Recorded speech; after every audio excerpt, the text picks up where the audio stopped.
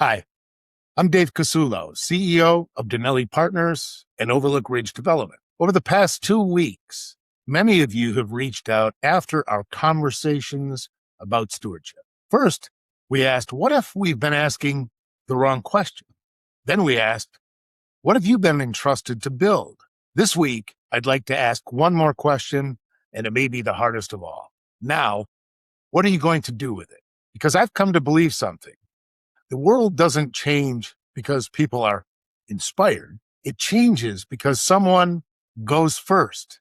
So here's tip number 1. Go first with courage. Every meaningful moment begins with one person willing to move before certainty arrives. Most people wait for permission. Leaders create permission.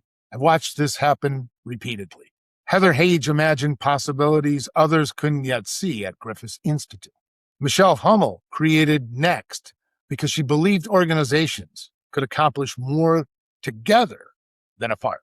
Our own Marika Bellico, she left Italy to pursue an opportunity that most people would have considered far too uncertain. None of them knew exactly how the story would end. They simply went first. So courage isn't certainty, it's movement. Tip number 2, go first by investing in people. The highest return on investment will always be another human being. Buildings age, technology changes, markets shift, but people multiply. When I think about Denelli and Overlook Ridge, I don't first think about the projects. I think about the 70 plus people who've chosen to build with us. Developing people who build with you has always produced the greatest return. So don't just build organizations, build builders. Tip number 3, go first by speaking hope.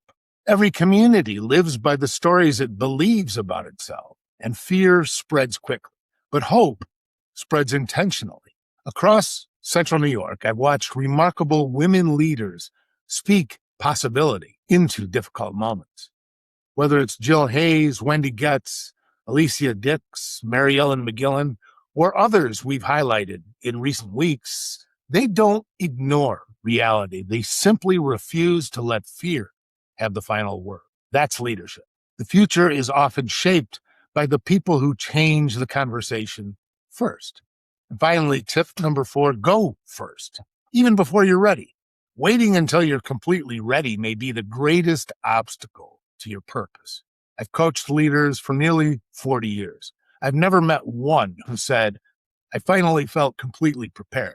Growth almost always follows commitment, not the other way around.